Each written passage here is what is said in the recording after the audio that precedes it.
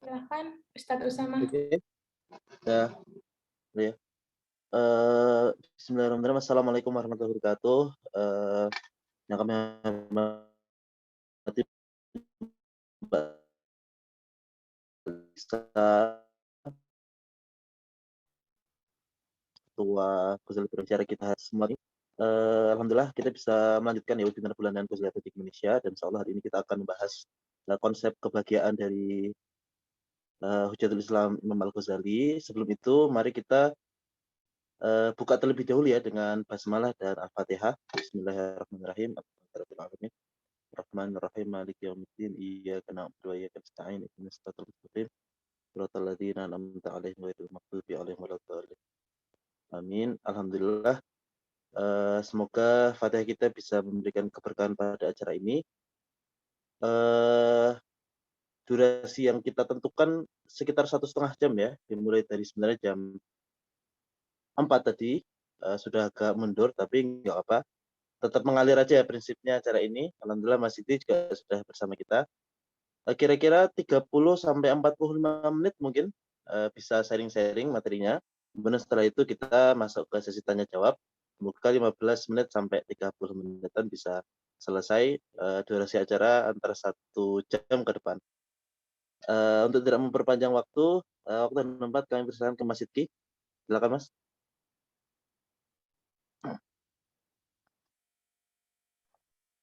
Baik, bismillahirrahmanirrahim. Assalamualaikum warahmatullahi wabarakatuh. Pertama, kami dari astagfirullahaladzim. Alhamdulillah, wassalatu wassalamu ala asyrafil anbiya wa ala alihi wa sahbihi wa barik wasallim walhamdulillahirabbil alamin. Asyhadu an la ilaha illallah wahdahu la syarikalah wa asyhadu anna Muhammadan abduhu wa rasuluh la nabiyya ba'da. Sebelumnya kami juga ingin berterima kasih kepada teman-teman Al-Ghazali Project, terkhusus juga kepada Kalisa yang kapan hari menghubungi langsung dengan kami SV dengan niat baik untuk bisa berkolaborasi dalam agenda-agenda di masa depan, dan salah satunya Ejawantah dalam hari ini alhamdulillah terwujud. Semoga dalam masa-masa ke depan sekarang dan seterusnya untuk kita bisa terus menjalin silaturahim dan bisa terus berkolaborasi dalam agenda-agenda amal seperti ini begitu. Dan juga saya pribadi berterima kasih atas kesempatannya untuk bisa berbagi dan belajar. Saya melihat ini kesempatan untuk belajar begitu. Karena biasanya ada orang yang didorong dari keinginan pribadi kemudian diprogres, ada yang kemudian ada di sisi lain yang diminta tolong atau karena tuntutan, jadinya dia terdorong untuk mengembangkan diri begitu. Jadi karena adanya hari ini saya akhirnya necessitated untuk kemudian membaca lagi langsung dari buku sumber aslinya dan lain sebagainya. Jadi semoga dalam kesempatan sore hari ini bisa bermanfaat untuk kita semua. Jadi ini sudah kelihatan ya? Sudah. Baik. Izin berbagi. Bismillahirrahmanirrahim. Jadi saya untuk pada sore ini memfokuskan pembahasan mengenai konsep kebahagiaan Imam Al-Ghazali dari buku ringkasnya Kimia As-Sa'adah. Dari berbagai ahli menuliskan bahwa Kimia As-Sa'adah ini adalah kompresi dari berbagai tulisan Imam Al-Ghazali yang sudah ada, yang beliau tuliskan terkhususkan dalam bab kebahagiaan, yang di dalamnya juga mengandung berbagai pembahasan kunci mengenai apa makna untuk mengetahui sesuatu. Dan insya Allah kita akan membahas di sini sebagian hal-hal esensial daripada konsep kebahagiaan menurut Imam Al-Ghazali. Dan dalam awal pembahasannya, Imam Al-Ghazali meletakkan beberapa pembahasan kunci mengenai hadis dan ayat Al-Quran ini. Man arafa nafsahu faqad arafa rabbahu. Barang siapa yang mengenal dirinya, maka dia telah mengenal Allah. Dan ayat ini sangat populer, banyak digunakan oleh para teolog, mutakalim, dan para filsuf Islam, mengkaitkan bagaimana menghubungkan antara manusia dengan Tuhan ya begitu. Dan dalam aspek ini, Imam Al-Ghazali mengajak kita untuk berefleksi kepada diri kita sendiri sebagaimana dalam ayat surat Al-Fusilat ayat 53. Kami akan memperlihatkan kepada mereka tanda-tanda kebesaran kami di segenap penjuru dan pada diri mereka sendiri, sehingga jelaslah bagi mereka bahwa Al-Quran itu adalah benar. Tidak cukupkah bagi kamu bahwa Tuhanmu menjadi saksi atas segala sesuatu? Begitu. Jadi membawa ayat ini, Imam Al-Ghazali mengajak kita untuk melihat sesuatu yang istilahnya kita take for granted akan apa-apa yang sudah kita ketahui ada di sekitar kita. Alam yang berada di luar diri kita dan juga diri kita sendiri yang semestinya menjadi tanda akan sesuatu yang lebih besar daripada sesuatu itu sendiri. Begitu. Jadi dengan meletakkan konsep bahwa diri kita dan alam semesta ini adalah tanda-tanda untuk menuju pengenalan kepada Gusti Allah, maka apabila kita kemudian bisa mencapai hakikat pengetahuan hakikat daripada melalui tanda-tanda yang diletakkan oleh Gusti Allah di alam semesta ini, maka yang mengenal dirinya, maka dia akan mengenal Allah. Dan kita akan membahas apa artinya untuk mengenal Allah gitu. Apakah itu artinya seperti kita mengenal seseorang atau kita mengenal isi buku sesuatu begitu. Lalu mengapa mengenal Allah menjadi sangat penting dalam perbincangan mengenai kebahagiaan, dan kita akan membahasnya fima ba'd. Dan pembahasan ini kita fokuskan karena waktu yang ingin kita buat ringkas ya, mengenai hal-hal seperti ini, mengenai konsep manusia, lalu mengenai pengetahuan mengenai Allah, dan pengetahuan mengenai dunia, dan pengetahuan mengenai akhirat. Dan bagaimana ya semua berkaitan dengan bagaimana manusia mengkonsepsikan caranya untuk mencapai kebahagiaan yang paling tinggi. Maka pertama tentang manusia, Imam Al-Ghazali meletakkan pertanyaan-pertanyaan asasi yang senantiasa diulang secara abadi sepanjang kehidupan manusia, sepanjang sejarah manusia. Bahkan sebelum Islam diperkenalkan kepada Nabi Muhammad, manusia sudah mempertanyakan hal-hal kunci seperti ini daripada filsuf-filsuf dan lain sebagainya. Dan ini pertanyaan-pertanyaan asasi ini sangat penting untuk dibahas untuk kemudian kita bisa mengenal siapa diri kita sesungguhnya menurut Imam Al-Ghazali. Siapa diri kita, dari mana kita berasal, akan kemana kita nanti, apa tujuan hidup kita, apa itu kebahagiaan dan kesengsaraan untuk kita. Jadi ada elemen-elemen penting dalam pertanyaan ini seperti konsep hakikat mengenai diri kita secara ontologis, lalu asal mula kita, dan kemudian kemana kita nanti, maka destiny kita nanti, oke, kita sekarang ada, lalu apa yang akan terjadi setelah keadaan kewujudan kita ini, lalu apa tujuan hidup kita berkaitan dengan nilai-nilai, axioms, apa yang semestinya kita capai, apa yang semestinya kita perjuangkan. Sorry. Ya? Kayaknya nggak gerak ya? Nggak gerak. Gimana? Ini gerak. Masih di alur pembahasan. Benar, masih dari awal. Ini masih di judul. Astagfirullahaladzim. Loh. Sebentar ya. Permisi. Saya coba metode lain. Sebentar. Saya pakai cara biasa saja. Nah, oke nih kayaknya. Oke ya. Ini alur pembahasan, oke. Oke. Coba di enter. Oke. Jalan. Oke, ini for the sake of sight untuk teman-teman begitu ya. Mohon maaf tadi ada kesalahan teknis. Ya, tentang manusia. Maka untuk mencapai pengetahuan mengenai manusia ada beberapa pertanyaan kunci yang hendaknya dijawab mengenai hakikat diri kita, lalu takdir kita, dan juga nilai-nilai kita, dan nilai-nilai mana yang kita hargai dan mana nilai yang kita ingkari atau musuhi. Maka saat kita mengalami kesengsaraan itu kan karena kita tidak antara adanya absence akan nilai yang ingin kita capai dan juga mengenai pemilikan nilai-nilai yang tidak kita inginkan begitu. Jadi adanya pemilikan kualitas yang kita anggap jelek dan fakta karena kita menggenggam dan memilikinya itu membuat kita merasa sengsara. Maka apa itu manusia?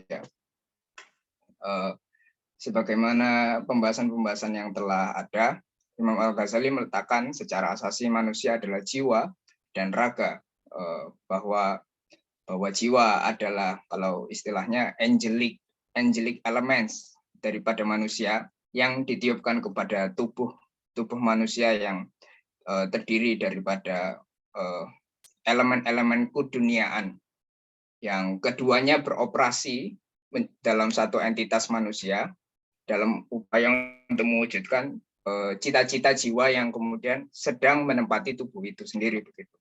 Jadi dalam pembahasannya Imam Al-Ghazali meletakkan bahwa jiwa itu ditiupkan dari Allah, mengindikasikan bahwa ada nilai-nilai atau aspek daripada Gusti Allah yang berada dalam manusia, tapi bukan berarti kemudian manusia itu menyerupai Gusti Allah atau Allah itu bisa dilihat dari sama dengan makhluknya, tapi sebagaimana Allah menciptakan dunia ini sebagai tanda-tanda kekuasaannya, maka segala elemen yang berada dalam dunia ini termasuk jiwa kita, tubuh kita yang sesungguhnya dan dunia di sekitar kita semuanya mengarah kepada pengetahuan akan Gusti Allah. Dan ya berkait dengan kemampuan manusia untuk mengetahui bahwa untuk bisa tahu atau memiliki kesadaran bahwa saya hidup, saya sedang beroperasi, saya sedang memikirkan sesuatu, fakta kita memikirkan sesuatu, walaupun saat kita berada dalam diam, itu menandakan bahwa ada satu, bahwa kita ini hidup, kita bergerak begitu. Makanya istilahnya kalau orang itu dipaksa diam saja, walaupun orang yang paling pendiam pun kalau diletakkan dalam ruangan serba putih, diikat tubuhnya, tapi dia tidak bisa menutup matanya, dalam 2 minggu, dalam beberapa hari akan mencapai kegilaan, menjadi psikopat dan lain sebagainya gitu. Jadi di sini dalam berbagai pembahasan juga, misalnya Yasin Muhammad menulis begitu, kalau kita kan dalam filsafat modern itu kenal istilah atau problem filsafat mind and body problem gitu, ada dualitas antara tubuh dan jiwa yang dalam filsafat modern itu dipropagate oleh Descartes.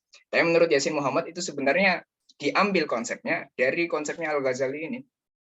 Ada artikelnya Yasin Muhammad, seorang peneliti, membahas terkait bagaimana pemikiran Imam Al-Ghazali itu diapropriasi oleh peneliti filsuf-filsuf modern seperti David Hume dan Descartes, mungkin bisa bermanfaat. Jadi ada 2 entitas dalam diri manusia, yakni adalah jiwa dan raganya. Dan istilahnya dalam pembahasannya, hubungan antara jiwa dan raga di Imam Al-Ghazali menggambarkan sebagaimana hubungan Gusti Allah dengan ciptaannya begitu, sebagaimana Allah adalah raja bagi bagi ciptaannya, yang mengatur, yang menguasai, yang memiliki kekuatan untuk mengatur, mengarahkan, membentuk dunia sebagaimana keinginannya. Maka manusia sebagai mikrokosmos daripada makrokosmos tersebut, jiwa adalah raja bagi tubuh manusia itu.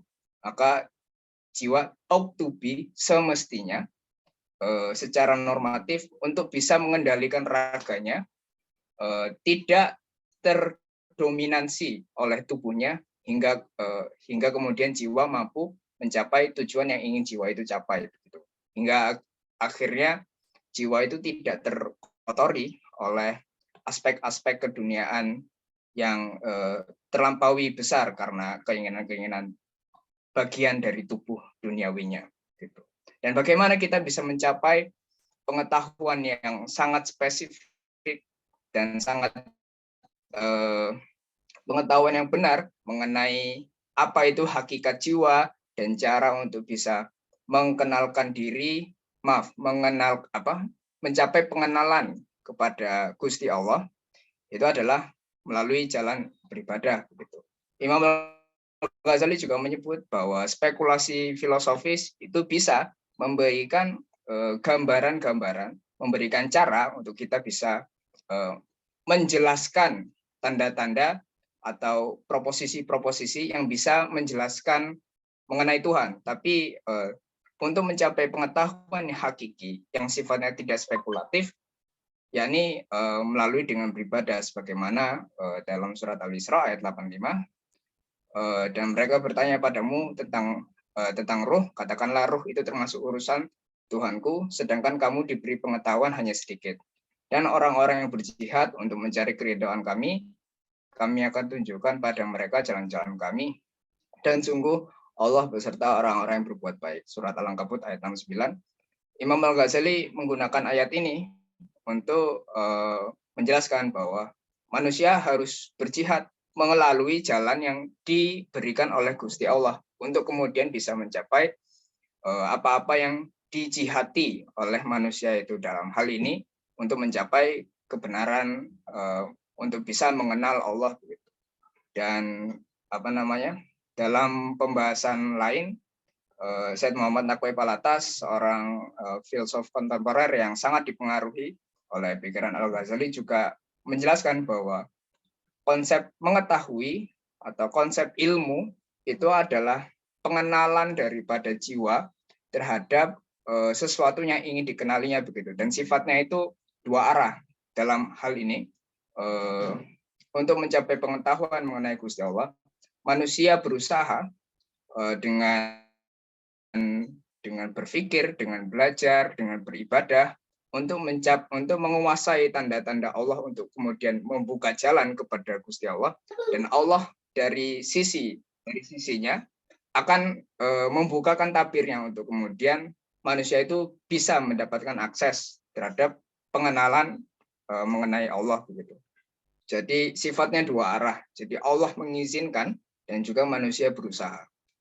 Itu mengenai bagaimana manusia mencapai hakikat pengetahuan mengenai Allah berkaitan dengan jiwa dan raga. Jiwa adalah raja, begitu punya sebagai bagian kecil daripada alam semesta. Dan karena sifatnya ilmu pengetahuan, karena sifatnya untuk manusia bisa mengenali Allah, bisa mampu menguasai jiwanya, mampu mengenal dirinya dengan sebaik-baiknya, maka Imam Al-Ghazali mengatakan bahwa tujuan pendidikan moral ialah menyucikan jiwa hingga hati mampu memantulkan cahaya Allah.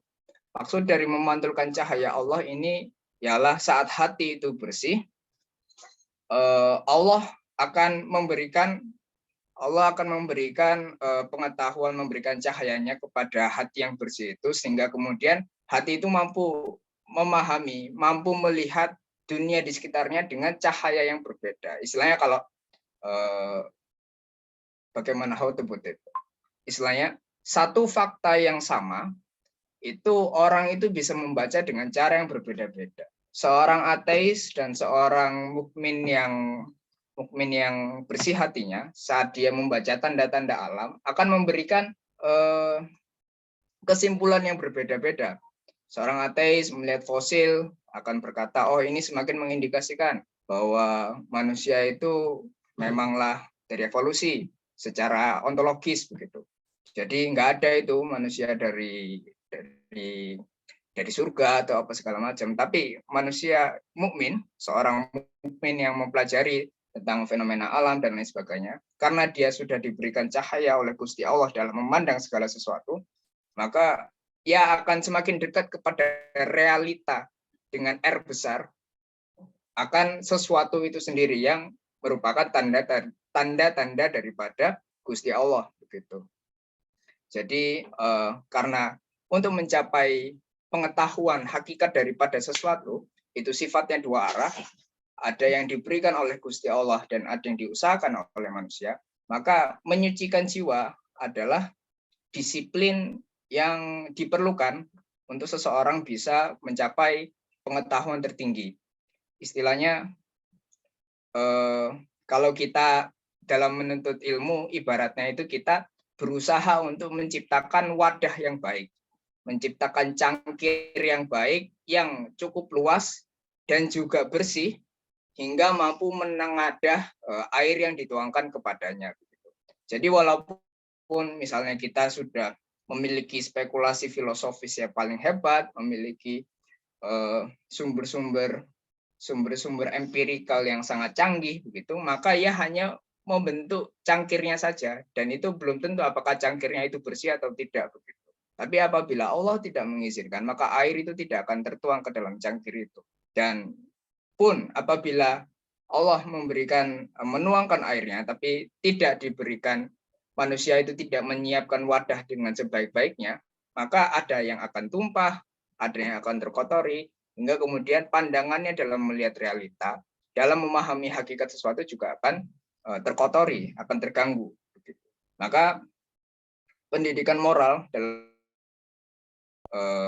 perilaku yang sebaik-baiknya sesuai dengan realita R besar yang diinginkan oleh Gusti Allah, menyucikan jiwa menjadi langkah yang sangat penting.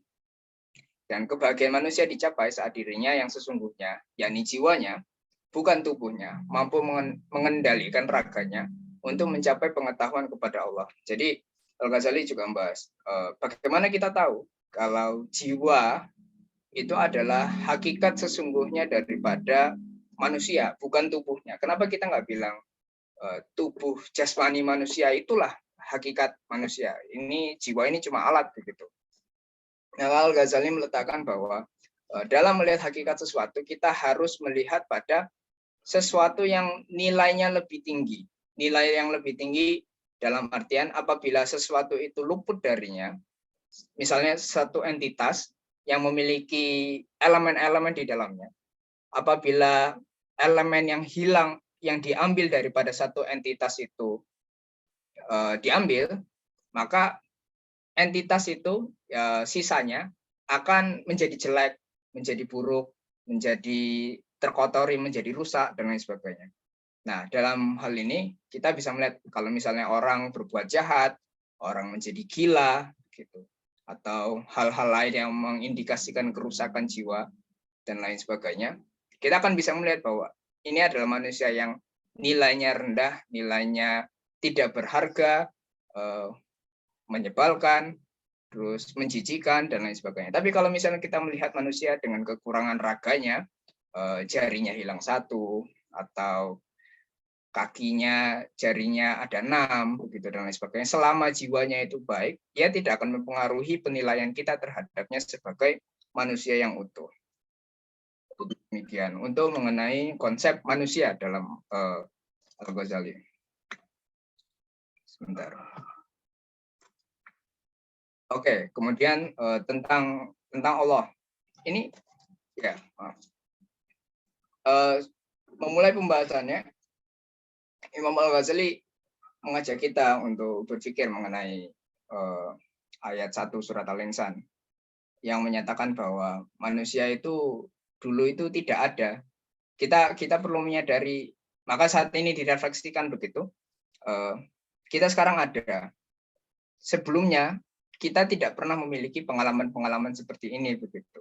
Kita hanya tahu apa yang ada dalam jangka waktu masa hidup kita, maka adalah angkuh untuk kemudian kita memikirkan bahwa kita memiliki kuasa akan segalanya. Saat kita baru saja hidup sekarang, baru memiliki kesadaran sekarang dan memiliki kekuasaan untuk melakukan apa-apa yang benar-benar bisa kita pegang sekarang, begitu. Dan dari refleksi itu, maka it is necessitated kemudian mengarah kepada kesimpulan logis mengenai adanya Allah begitu. Jadi tidak hanya kemudian pengetahuan logis mengenai Allah itu tercapai, tapi juga pengetahuan akan adanya Allah itu tercapai dengan proposisi yang sifatnya sangat dalam maknanya begitu. Tidak hanya kemudian kita kayak membuktikan, ayo buktikan persamaan ini benar, tapi juga kita mengetahui dari ayat ini, kita itu benar-benar nggak ada dalam artian kita tidak bisa merasakan kebahagiaan, kesenangan yang kita miliki sekarang, tapi sekarang kita bisa merasakannya, mengalaminya begitu, maka tentu kewujudan ini adalah sesuatu yang sangat berharga begitu. Jadi kita dengan kemudian semakin berkontemplasi akan ketergantungan kewujudan kita mengenai Gusti Allah, maka kita akan semakin menghargai, selain menghargai fakta adanya Allah, juga menghargai adanya Allah yang ingin menciptakan kita. Menciptakan kita yang bukan siapa-siapa, yang dulunya tidak ada, kini menjadi ada. Dan karakter dan kewujudan jiwa manusia adalah tanda menuju pengetahuan pada Allah. Jadi dengan ini berkaitan dengan kosmologi begitu ya. Dengan Allah menciptakan dunia dengan segala isinya, menciptakan manusia juga dengan segala karakternya, maka Allah menginginkan kepada manusia untuk jiwa itu dan tubuhnya sendiri itu bisa mengarahkan manusia menuju pengetahuan kepada Gusti Allah begitu. Kalau dalam pembahasannya atas ini tidak bisa dilepaskan dari pembahasan perjanjian manusia dengan jiwa-jiwa. Alastu birabbikum begitu. Ini dalam pemahaman yang filosofis bukan berarti itu literal atau bisa jadi, tapi tidak necessarily orang Gusti Allah berbicara secara verbal kepada jiwa, tapi adalah kesadaran bahwa jiwa ini saat jiwa yang bersih itu mampu menyadari bahwa dia itu dulunya berasal daripada Allah gitu. Jadi qalu bala syahidna adalah pernyataan, bukan hanya pernyataan lisan, tapi juga pernyataan yang menggambarkan pengetahuan jiwa itu akan asal-usulnya begitu. Dan makanya dengan mengetahui karakter dan kewujudan jiwa itu, dengan senantiasa melakukan ibadah, semakin baik kita semakin baik dan semakin giat kita beribadah, maka kita akan semakin dekat menuju pengetahuan pada Allah. Karenanya berpikir dan beribadah adalah jalan untuk mengenal Allah. Berpikir dalam artian mengumpulkan argumen-argumen rasional dan juga tanda-tanda di sekitar kita, dan juga dengan melalui beribadah untuk senantiasa meletakkan pembacaan kita, senantiasa membaca hal-hal di sekitar kita untuk membaca tanda-tanda Allah, untuk kemudian bisa mengenal Allah. Maka kemudian tentang dunia, apabila kita tadi sudah membahas mengenai asal-usul manusia dan kaitannya dengan Tuhan, dan bagaimana jiwa itu berkaitan dengan cara kita bisa mencapai pengetahuan kepada Allah, maka kemudian kita perlu meletakkan bagaimana hubungan manusia sebagai mikrokosmos kepada dunia yang lebih besar daripada manusia itu sendiri, kepada makrokosmos. Imam Al-Ghazali meletakkan dalam ibaratnya dunia itu adalah pasar untuk manusia mengumpulkan oleh-oleh untuk perhentian terakhirnya begitu. Jadi istilahnya kita tahu bahwa dunia ini sementara, dan hakikat sementara itu benar-benar cuma mampir, dalam artian kalau misalnya kita kalau saya dulu itu suka naik bis dari Surabaya ke Bogor.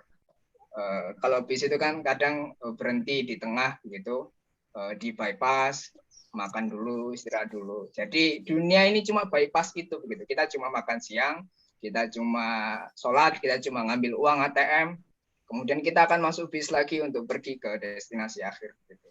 Dan dunia ya seperti itu begitu. Jadi adalah absurd dengan konsepsi dunia yang seperti ini, dan kemudian ada manusia yang lebih memilih untuk berfoya-foya di bypass begitu. Ada orang naik bis kemudian turun di bypass, oh ya kita bikin rumah aja di sini gitu, kita nggak usah ke tujuan akhirnya gitu, bikin coupling dan lain sebagainya. Itu kan absurd begitu. Dan gambarannya seperti itu dalam bagaimana Al-Ghazali mengkonseptualisasi hubungan dunia dengan manusia. Karena prioritas kendaraan tidak bisa melampaui prioritas untuk mencapai tujuan akhir. Jadi ibarat seseorang pada zaman dahulu menaiki unta untuk menuju haji, kalau dia fokus untuk merawat untanya untuk kemudian bisa pergi ke haji, dia akan mencapainya. Tapi kalau dia terlalu senang merawat untanya, dikasih makan terlalu banyak, dielus-elus, oh jangan kamu terlalu capek, kita berhenti. Dia nggak akan nyampe-nyampe, akan ditinggal sama rombongan lainnya. Jadi kita senantiasa perlu untuk memahami bahwa dunia ini hanya sementara dan hanya alat-alat untuk kemudian kita mencapai tujuan akhir. Dan karena kebutuhan dunia manusia itu sebenarnya kan nggak begitu banyak dalam artian itu nggak terlalu menjelimet, hanya hal-hal asasi seperti yang sifatnya material, seperti makanan, pangan, ini harusnya sandang ya maaf, makanan, sandang dan juga papan begitu. Dan kadang manusia suka membuatnya lebih runyam begitu, bahwa makanan itu adalah segala-galanya, sandang itu adalah segala-galanya. Padahal makanan itu hanya ditujukan untuk kita mendapatkan energi untuk kemudian kita bisa melakukan aktivitas yang bisa membawa kita lebih dekat pada keridhaan Allah. Kita menggunakan pakaian agar kemudian kita menjaga harga diri jiwa kita untuk kemudian sebagai upaya untuk merefleksikan cahaya Allah, cahaya nilai-nilai kebaikan daripada Allah. Jadi tujuan-tujuan akhir dalam hal-hal duniawi ini hendaknya senantiasa direfleksikan dalam cahaya pengetahuan Allah, begitu. Maka kemudian adalah absurd kemudian saat dunia ini yang mana adalah seperangkat alat-alat, tapi kita kelamaan gitu main sama alat-alatnya, kayak anak kecil diajak pergi mudik sama orang tuanya, tapi masih asik main Lego, main mobil-mobilan, begitu. Dan orang-orang yang terlalu kecemplung sama dunia tidak jauh daripada anak-anak seperti itu, begitu, yang terlalu bermain-main dalam dunia. Namal hayatud dunya laibun walabun. Karena kesenangan dunia itu Al-Ghazali kan seperti minum air laut gitu. Kita mengidentifikasi permasalahan, kita merasa ada yang kurang dari diri kita haus. Tapi kita salah melihat cara menghilangkan haus itu, yang semestinya kita harusnya minum air, yang mana adalah kebahagiaan yang utama, kebahagiaan yang tertinggi untuk bisa menghilangkan kehausan itu seutuh-utuhnya. Kita malah minum air laut, sesuatu yang mirip tapi seperti ilusi begitu. Kita ngelihatnya dari luar sama, tapi dalamnya sangat berbeda. Akhirnya kemudian kita minum air laut, tambah haus, kita minum lagi, tambah lagi, sampai seret, sampai nggak tahu kalau kebanyakan minum air laut jadinya gimana. Ya, kesenangan dunia seperti itu gitu. Kita kita memiliki kekosongan abadi, kemudian kita berusaha memenuhinya dengan sesuatu yang sifatnya sangat temporal spasial, sangat fana begitu.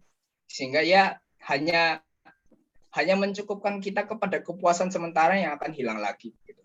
Misalnya kalau kita ngelihat di dunia kita, misalnya orang itu mengkonsepsikan, orang yang materialistis mengkonsepsikan dunia terhadap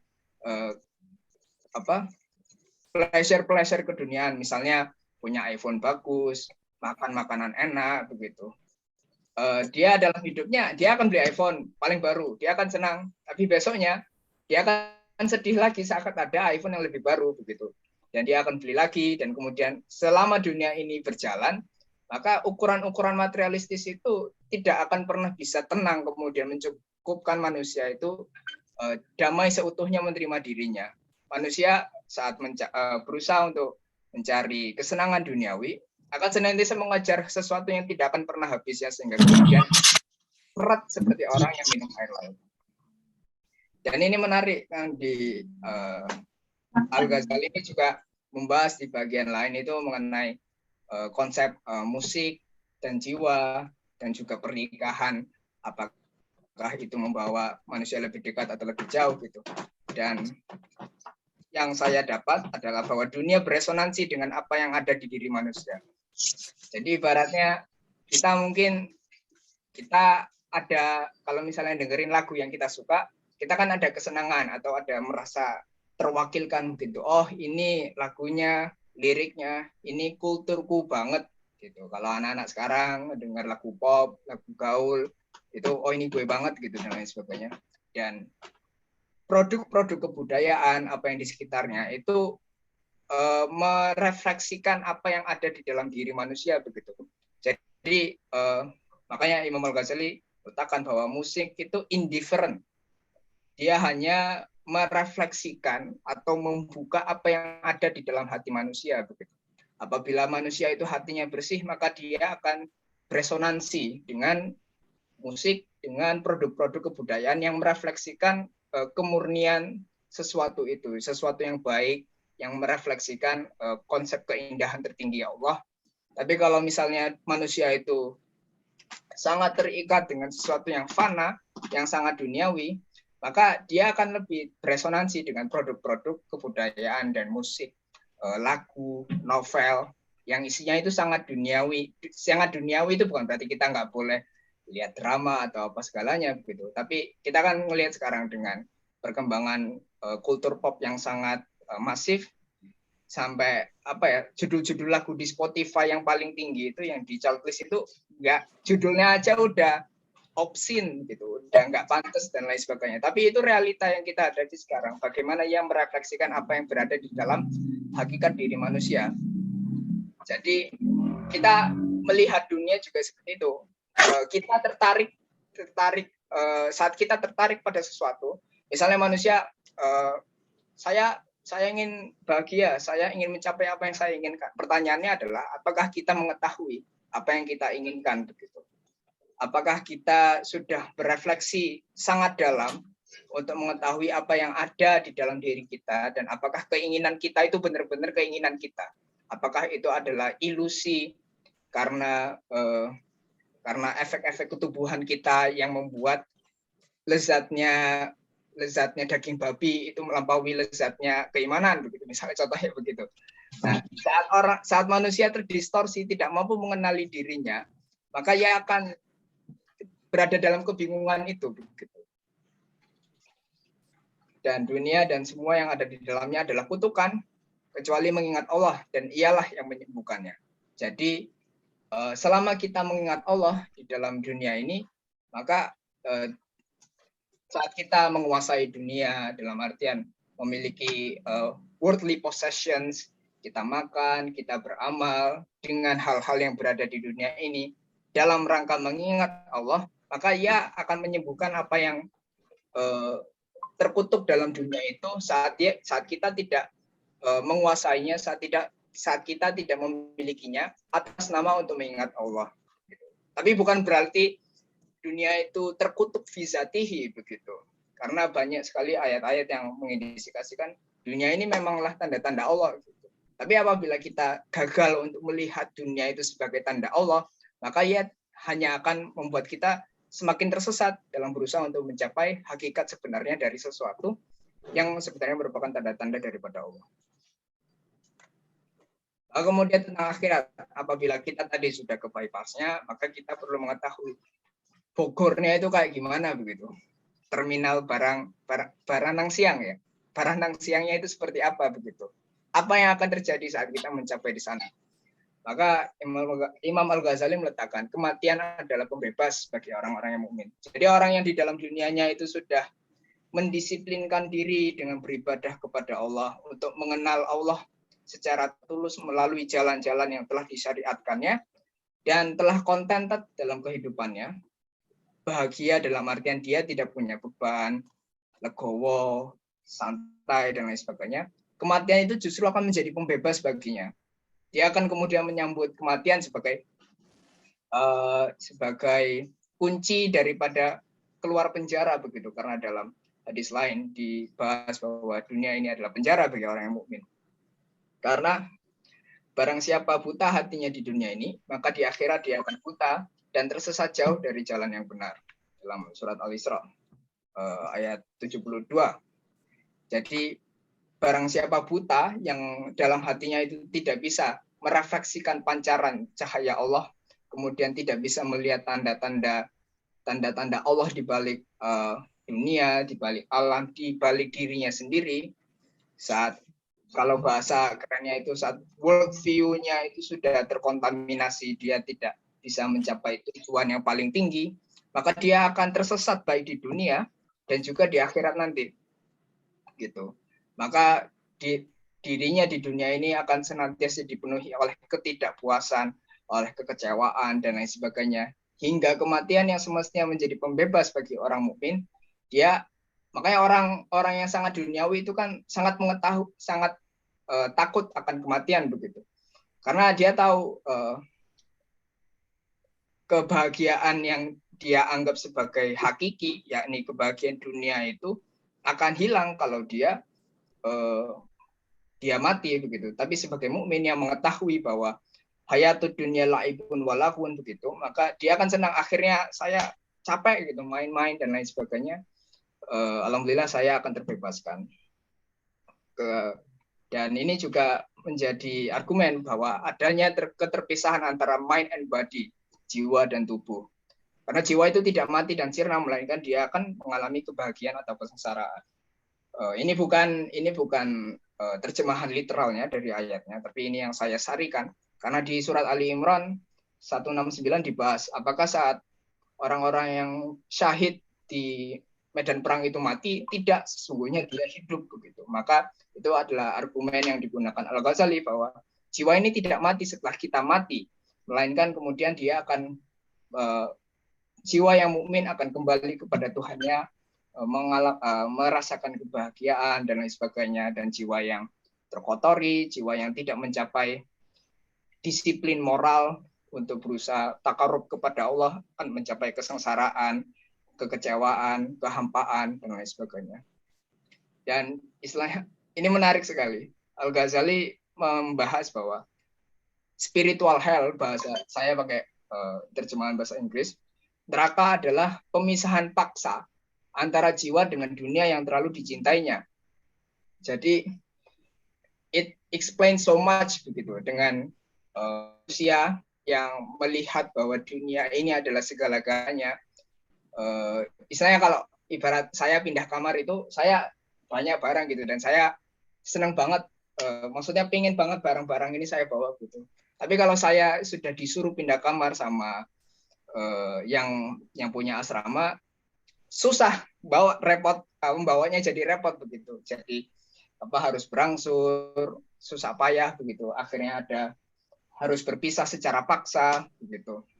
Nah, kalau orang yang jiwanya itu tidak terpaut dengan dunia, dia lepas, oh ya udah lepas begitu. Karena tidak memiliki ketergantungan, tidak memiliki kecintaan terhadap dunia, kecuali karena dunia itu membawa dia lebih dekat kepada Gusti Allah begitu. Jadi saat jiwa itu yang sudah bersatu dengan kesenangan duniawi itu seperti diputus, dilepas paksa oleh Allah, sehingga kemudian ya terasa perih, ya terasa sangat sakit gitu. Ibarat karena kalau misalnya tubuh kita itu, kita NATO begitu kan, dia sudah berada dalam diri kita, menjadi satu begitu. Kemudian kita harus dilepas paksakan tato itu. Ada orang datang membawa setrika gitu, itu kan cukup menyiksa begitu. Kalau bukan sangat menyiksa. Dan itu ibarat bagaimana Al-Ghazali menjelaskan konsep neraka dan kesengsaraan setelah kematian begitu.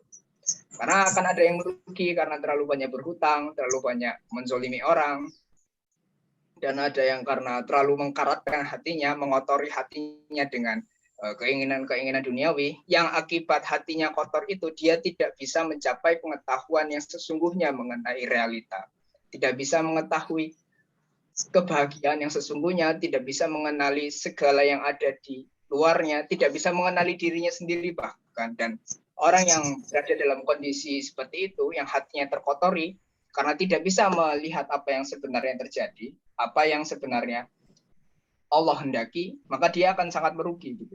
Karena dia dimatikan sebelum dia mencapai itu. Dan karena itu juga surga adalah kebahagiaan atas pengenalan Allah dirinya, yakni jiwanya, menuju bahwa untuk ilmu dicapai saat ada pengenalan dari sisi, saat manusia berupaya dan Allah memberi hidayah. Dan saat keduanya bertemu, maka jiwa akan kembali kepada fitrahnya. Dan kemudian manusia akan berbahagia dan mengenal Allah yang sesungguhnya. Makanya dalam pembahasan para teolog, para mutakalim, ru'yat ru'yat menuju Allah itu menjadi pembahasan yang sangat penting dalam akidah. Apakah kita melihatnya secara fisik atau apa begitu. Tapi apa yang pasti adalah saat kita melihat Gusti Allah, kita mengenali sesungguhnya hakikat dari segala sesuatu. Kita mengenali hakikat kebahagiaan, keadilan. Maka untuk diletakkan di akhir, ini tidak terlalu panjang, saya belum lihat waktu soalnya.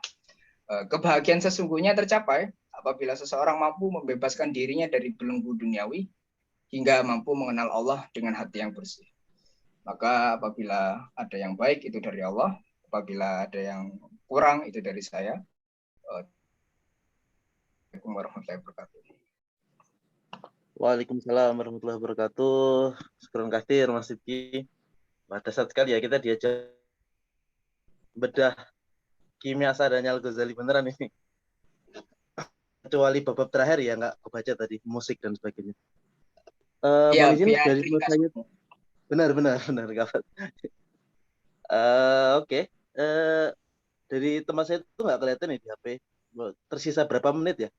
Barangkali kalau tinggal sedikit sekali ya kita putus dulu di sini terus kita start lagi nanti biar putusnya enak. Kecuali kalau kita dapat bonus ditambah dari 40 menit nih. Biasanya kan ada ini ya, Zoom berhadiah ya. Gimana kira-kira? Apa kita putus di sini terus kita lanjut lagi? Mas Usama sepertinya dapat bonus ini. Dapat Nggak bonus ada ya batasan sepertinya ya? waktunya. Soalnya sebenarnya Iya. lewat 40 menit juga ya? Iya. Iya, dan nggak ada Aman reminder. sepertinya untuk lanjut. Oke. Oke.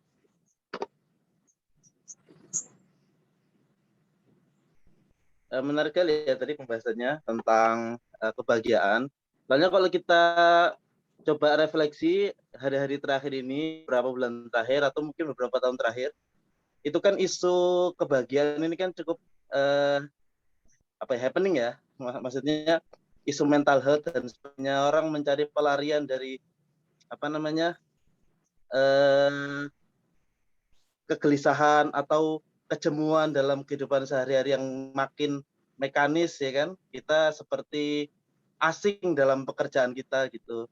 Kemudian beberapa tahun terakhir juga ya karena di Indonesia kayaknya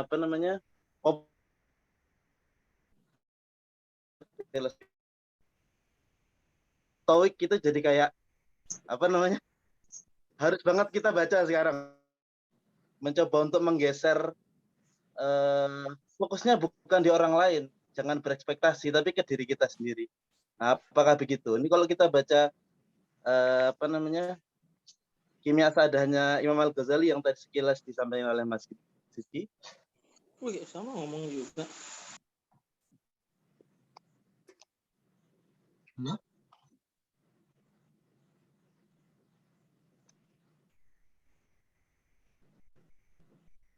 Halo.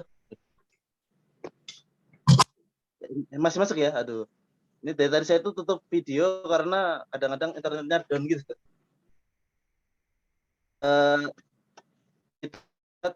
Atau mendekati kebahagiaan dengan cara yang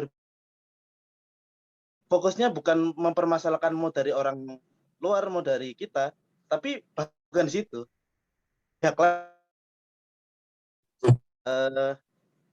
Dan memang kalau kita lihat nanti berbagai macam ulama ya yang membahas tentang kebahagiaan, terutama nanti Prof. Alatas itu yang memang Ghazalian ya, itu fokusnya juga di situ. Meskipun ada beberapa titik Prof. Alatas juga gak beda itu dengan Ghazali. Tapi untuk sekilas melanjutkan ya, saya itu mohon maaf tadi di awal belum menyebutkan latar belakangnya Mas Sidki ya, untuk diketahui teman-teman semuanya.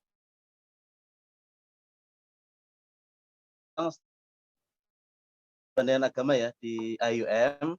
Kemudian di waktu yang sama beliau juga mimpin redaksi website ISFI IUM dan juga menjadi pengurus di IMM ya, Malaysia. Untuk sebelum masuk ke tanya jawab, saya tiba-tiba teringat sama satu perumpamaannya Prof. Alatas juga ya, tentang bagaimana sih manusia zaman sekarang yang relatif terpengaruh oleh cara pandang Barat dalam memandang kebahagiaan itu menjalani hidupnya itu seperti Sisyphus ya. Sisyphus ini tokoh mitologi Yunani yang ceritanya karena sebuah Tuhan Zeus ya. Untuk Hukumannya mengangkat adalah, batu. hukumannya adalah menggelindingkan bola besar dari bawah bukit ke puncak bukit ya. Tiap kali bola itu sampai ke puncak bukit, seketika itu juga bola itu menggelinding kembali ke bawah. Dia harus mengulang itu. Dia angkat lagi ke atas.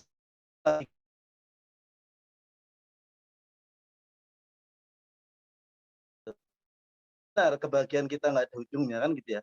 Ya kalau kita mencari, yang penting itu bukan ekspektasi orang lain, tapi ekspektasi diri kita sendiri. Apakah ekspektasi kita itu nggak ada ujungnya?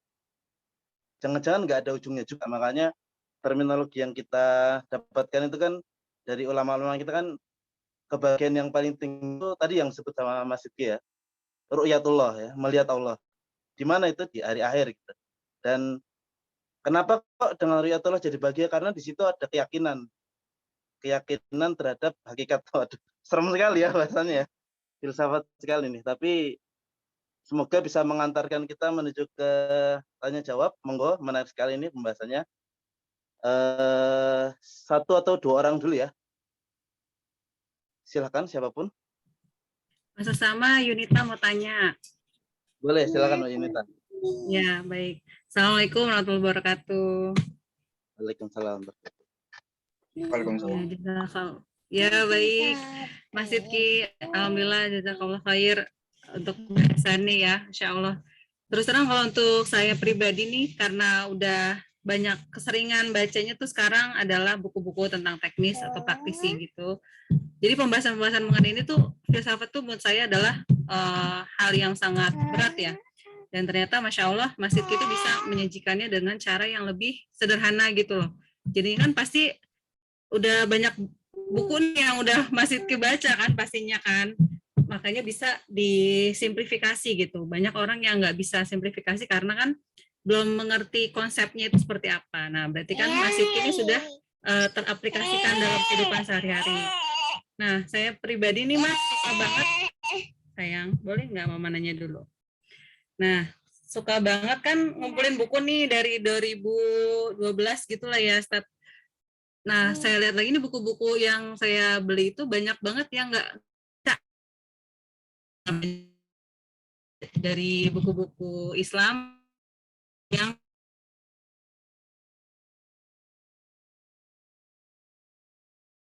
dia dari sisi sedekah kan, dengan kita bersedekah, insya Allah kita kan juga bahagia gitu. Nah, ada nggak sih sedekah yang mubazir? Maksudnya adalah misalkan nih dari sisi kita nih sebenarnya buku ini bisa aja bermanfaat gitu kan. Nah, tapi karena kitanya ini nggak ada waktu untuk, atau kitanya juga nggak disiplin, saya nggak disiplin untuk bisa baca buku, misalkan satu hari investasi berapa menit untuk baca buku. Jadi buku-buku itu tuh terpampang terus tuh di rak buku, nggak dibaca-baca juga. Nah, saya rencana mau sedekahkan buku tersebut. Nah, kira-kira apakah di mata Allah jadi mubazir gitu misalnya sedekahnya, karena seakan-akan kita tuh udah nggak mau baca buku gitu. Jadi nggak bermakna lagi di sisi orang gitu, atau gimana? Menurut Mas Sidki gimana? Terima kasih. Wassalamualaikum warahmatullahi wabarakatuh. Waalaikumsalam warahmatullahi wabarakatuh. Terima kasih banyak. Waduh. Malah sudah Mas Sidki. Terpulang gimana sistemnya? Oke, satu Gimana? lagi deh, biar sekalian mungkin. Jangan-jangan Baik, nyambung pertanyaannya. Insya Monggo. Allah.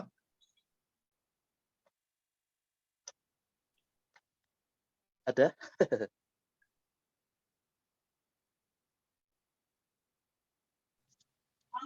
Baiklah, daripada nunggu lama, mending langsung jawab dulu deh. Jangan-jangan nanti ada. Silakan. Waalaikumsalam, Mbak Yunita. Tadi saya di tengah agak derdek. Waduh, apa ini pertanyaan fikih gitu. Tapi ternyata lanjut-lanjut. Nggak perlu tidak perlu spesifik dari perspektif fikih, insya Allah. Dari aspek ini, insya Allah semoga kita bisa menemukan penjelasan begitu.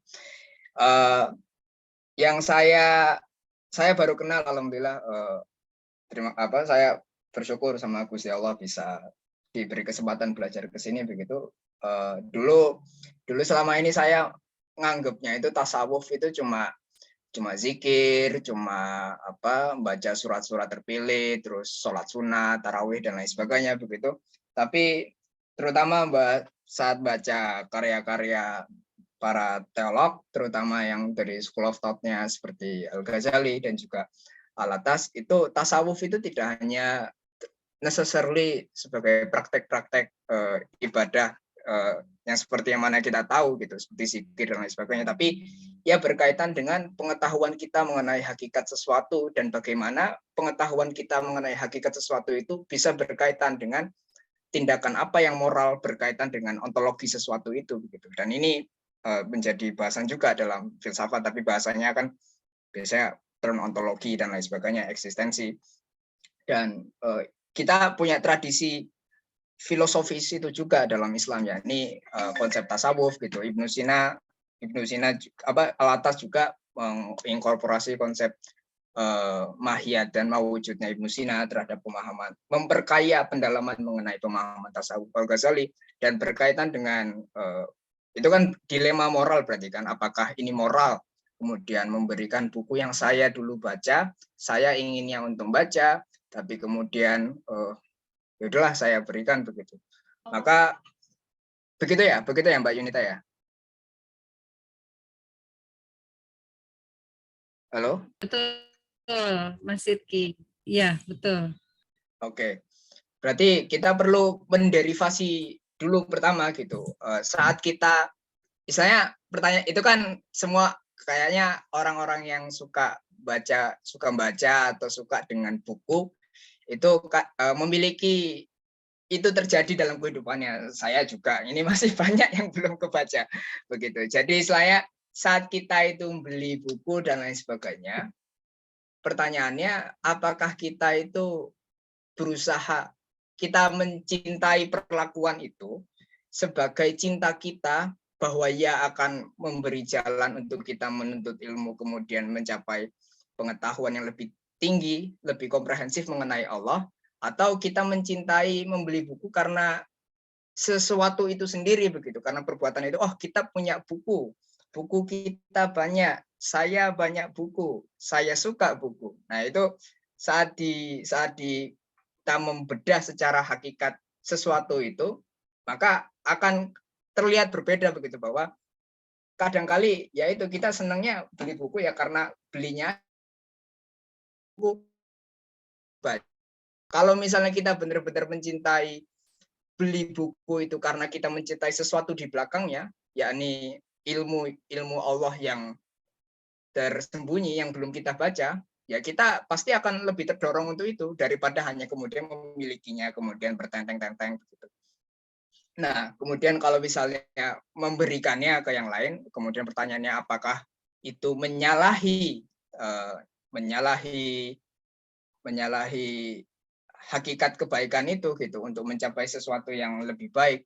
Nah, berarti itu kan kita memiliki kesadaran, pas Mbak Yunita memiliki kesadaran itu, Mbak Yunita walaupun saat melakukan praktek itu, tapi juga menyadari bahwa ini tidak real begitu, bahwa kebaikan kesenangan ilmu yang saya dapat, wacana yang saya dapat dengan beli buku ini tidak real sebagaimana kebaikan real daripada membaca buku dan mendapatkan ilmu itu sendiri. Dan karena itu saya ya bisa memberikan yang lebih.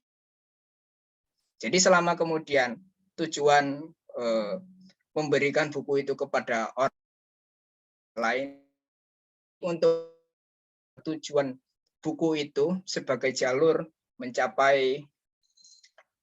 orang-orang untuk mencapai pengetahuan yang lebih tinggi, untuk bisa lebih mensyukuri nikmat Allah. Pikir tidak yang masalah dengan itu, kecuali kalau misalnya ya sudah, saya ini penuh aja gitu, saya ingin menyingkirkannya begitu, maka itu kan innamal a'malu binniyat, dan niat itu apakah kan hakikat yang paling tinggi atau paling sesuai dengan realita besarnya Allah begitu. Nah, itu tentu saja Mbak Yunita lebih mengetahui gitu dengan niatnya, dan itu berarti kalau kita berusaha untuk mewujudkan agar buku ini tersalurkan dengan manfaat yang sebaik-baiknya untuk bisa merefleksikan hikmat Allah yang sesungguhnya, kan berarti kita perlu memastikan apakah orang yang saya beri bukunya ini apa akan benar-benar memanfaatkan buku-buku ini dengan sebaik-baiknya enggak? Apakah dia bikin perpustakaan umum atau dia memiliki kecenderungan yang juga sama gitu untuk kumpulin buku tapi nanti mandek juga bukunya di dia begitu. Nah, kalau misalnya kita berusaha untuk mewujudkan hakikat itu dalam memberikan buku, hakikat agak berat ya. Maksudnya tujuan tertinggi, tujuan sesungguhnya itu kita akan teliti, kita akan berusaha memastikan dengan sebaik-baiknya agar tujuan itu tercapai begitu. Jadi bukan angger lepas begitu. Jadi saya kira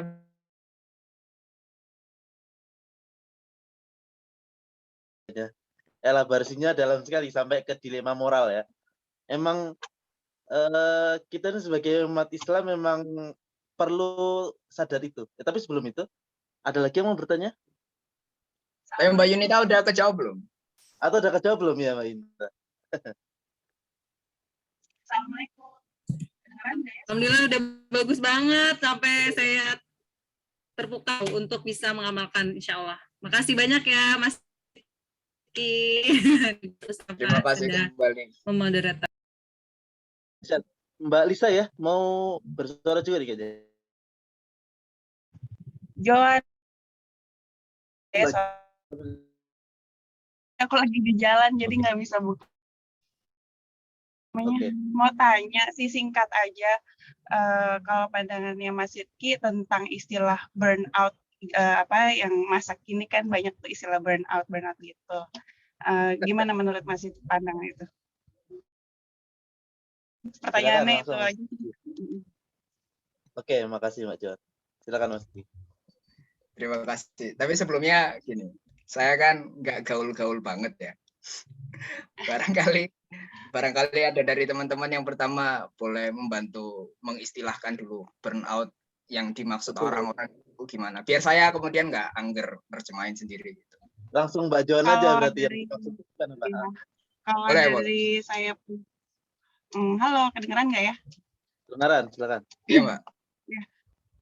Jadi ya maksudnya mungkin kalau saya pribadi sih mungkin sebagai Muslim gitu ya, mungkin lebih ke ya namanya manusia kan iman naik turun gitu kan. Nah ketika sedang turun tuh mungkin ya ibadahnya jadi kurang gitu.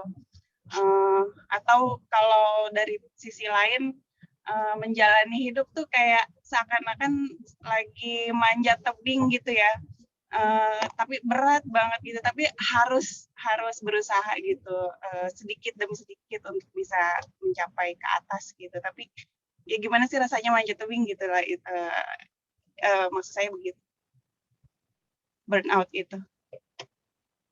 Jelas nggak ya? Saya mau tanya juga, itu ujung tebingnya Mbaknya ini gitu. Nah itu penting juga. Mungkin ada contoh gitu Mbak. Halo. Ya Mbak. Yes. Barangkali kalau ada gitu. Kalau nggak ada ya nggak apa-apa juga. Mungkin biar lebih dalam konteks ibadah ya maksudnya ya malah ya. Iya, ngaruh ke ibadah juga sih. Ngaruh ke ibadah juga ya. Oke. Bukan maksudnya burnout ini burnout dalam beribadah atau beraktivitas lain begitu. Untuk aktivitas lainnya juga gitu. Jadi ini kalau misalkan saya boleh curhat ya. Jadi ya kerasa lah seperti saya lagi turun nih gitu. Katakanlah misalkan sholat subuh tadinya tepat waktu jadi kesiangan gitu misalkan.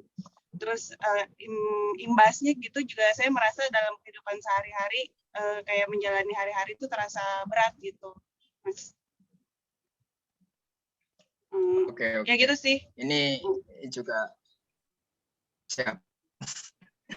Ini juga dari pertama terima kasih Mbak atas pertanyaannya. Ini dari Mbak Yunita juga membantu mentafsir burnout adalah kelelahan emosional, mental, fisik karena beban yang dianggap berat dan lingkungan yang tidak mendukung begitu. how to put it ya. Saya pikir saya juga pernah mengalami hal berkait begitu dalam masa online ini. Misalnya kayak burnout kelas online begitu. Apa istilahnya?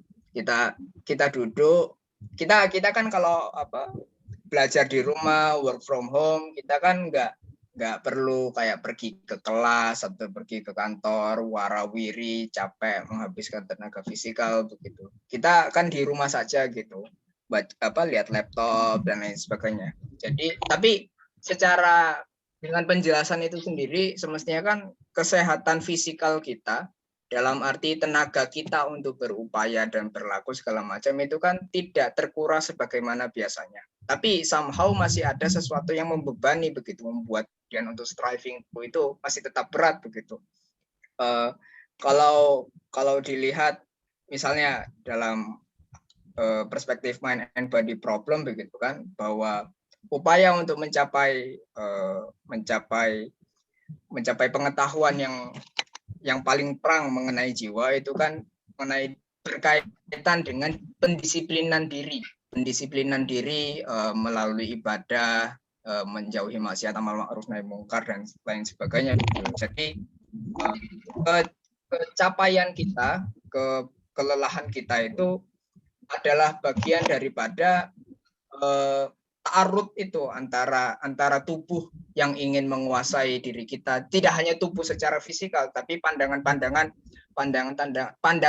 materialistis yang berusaha untuk mengkorupsi jiwa kita, dan juga jiwa kita yang berusaha untuk menguasai tubuh kita gitu. Dan saat kita futur, saat kita kemudian spaneng begitu, kita sedang mengalami itu, tapi bukan necessarily dalam kaitan langsung berkaitan langsung dengan Allah sebagai Tuhan yang misalnya digambarkan begitu, tapi mengenai misalnya ini saya banyak dapat cerita soalnya, misalnya banyak teman-teman ISFI begitu. Saya ini baca buku, saya belajar, saya kuliah ini kok jenuh banget begitu, kayak nggak mendapatkan apa-apa gitu, jadi malas untuk meneruskannya begitu. Tapi pada sisi yang lain, saya melihat itu ada orang yang menggebu-gebu dalam mengejar sesuatu, dalam misalnya aktivis-aktivis gitu, kita ngelihat tuh ketubuhannya itu dia lelah, dia capek gitu, tapi dia tetap ayo gas kita tetap berangkat begitu, sampai malah tubuhnya yang mengalah duluan, tubuhnya yang pingsan duluan sebelum dirinya sendiri yang menyerah gitu. Nah, kita punya dua kasus ini, ada yang jiwanya dulu merasa kelelahan, ada yang tubuhnya dulu sebelum jiwanya. Dan dalam berkaitan dengan pergaulan ini ya, pertanyaannya apakah kita mengetahui apa yang kita ingin capai, sehingga pengetahuan itu membuat kita yakin, membuat kita affirm untuk terus berusaha atau tidak. Dan ini makanya banyak ini kan isu terma modern baru belakangan ini, ada burnout, work life balance, apa segala macam itu kan, karena permasalahannya datang dari dunia mereka juga, dunia yang terlalu menggembur-gemburkan pekerjaan duniawi untuk bos memaksa bawahannya itu ditelepon jam 12 malam sebagainya.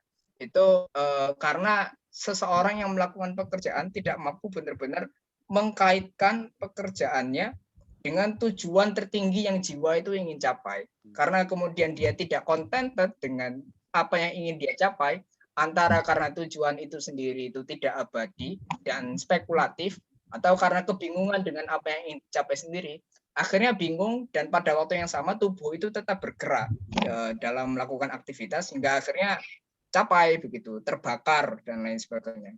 Dan ini misalnya kalau online kan, karena pembelajaran di online itu tidak, pengalamannya itu tidak orang bilang senyata di kelas yang kita mendengar langsung, kita bisa fokus, HP itu ditaruh.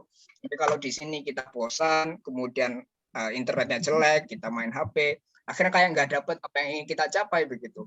Jadi kalau in respect dalam kaitannya dengan tasawuf begitu. Saya pikir kita perlu mengkaitkan apa yang kita lakukan itu dengan bagaimana ia bisa membuat kita itu lebih dekat dengan tujuan yang ingin kita capai, yakni pengenalan Allah yang lebih utuh.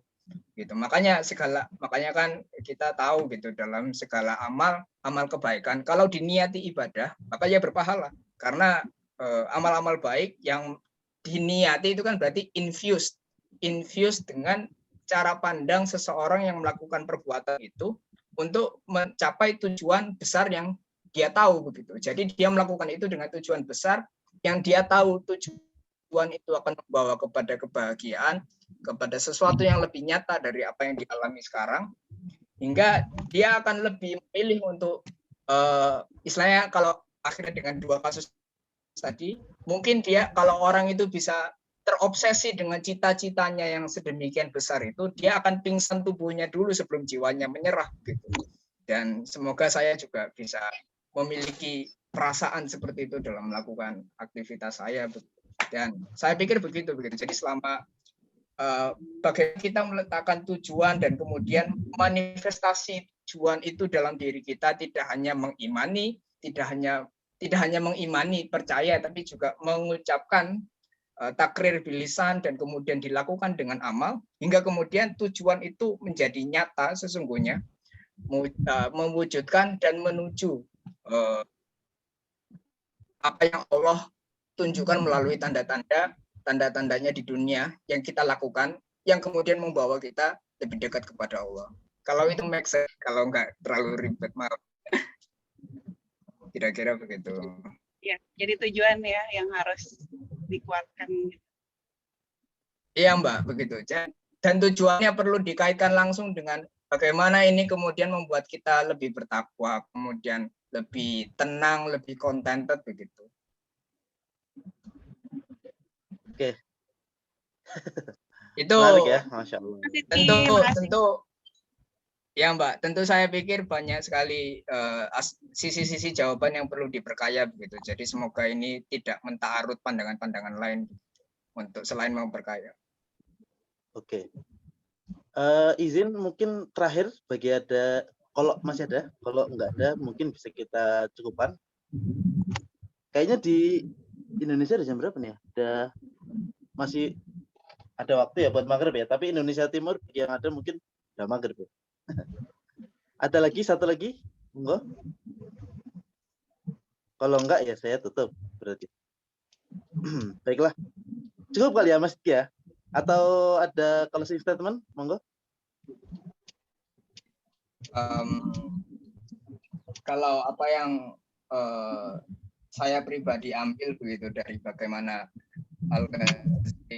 bahwa kebahagiaan manusia itu berkaitan dengan pencapaian manusia mengenai apa yang dilakukannya dan pengetahuannya mengenai makna dirinya berkaitan dengan dunia dan juga berkaitan dengan Allah. Makanya kalau Al-Atas itu menjelaskan itu apa meaning, makna sesuatu itu saat makna sesuatu itu sangat berkaitan dengan hubungan antar sesuatu. Jadi misalnya meja ini menjadi berharga atau menjadi bermakna apabila saya bisa duduki, bisa menopang berat badan dan lain sebagainya. Maka kemudian saat kita mempertanyakan apa makna kehidupan kita, apa tujuan kehidupan kita, maka untuk menjawab itu kita harus mengkaitkannya dengan diri kita ini terhubung dengan apa saja. Kita terhubung tentu dengan Gusti Allah yang menciptakan kita, dengan dunia di sekitar kita begitu. Dan bagaimana kemudian untuk membuat hayatud dunia ini lebih bermakna itu adalah dengan mencari nilai positif daripada hubungan itu. Apa yang membuat positif daripada hubungan kita dengan Allah?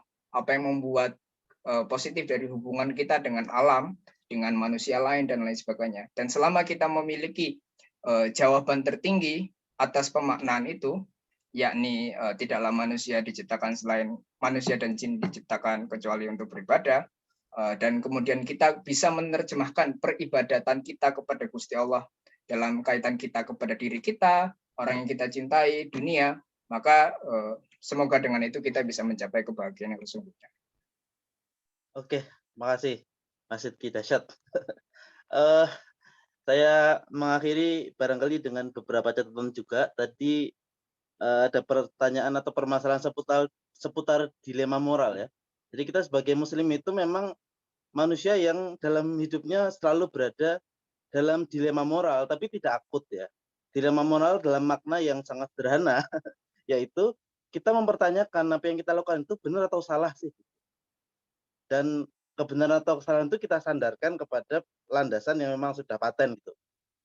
Dan itu pun yang dilaksanakan oleh para sahabat juga. Mereka kalau bingung sesuatu, datang ke Rasulullah tanya. Kalau nggak sempat ketemu Rasulullah, tanya ke sahabat yang paling dirasa memiliki ilmu. Termasuk ketika ada orang yang lagi burn out ya, terlalu ambis nih sama target-target dakwahnya gitu. Harus ke mana-mana, ke pasar apa, aduh kok apa namanya, apa sih, overwhelmed banget ya nih ya, capek banget gitu.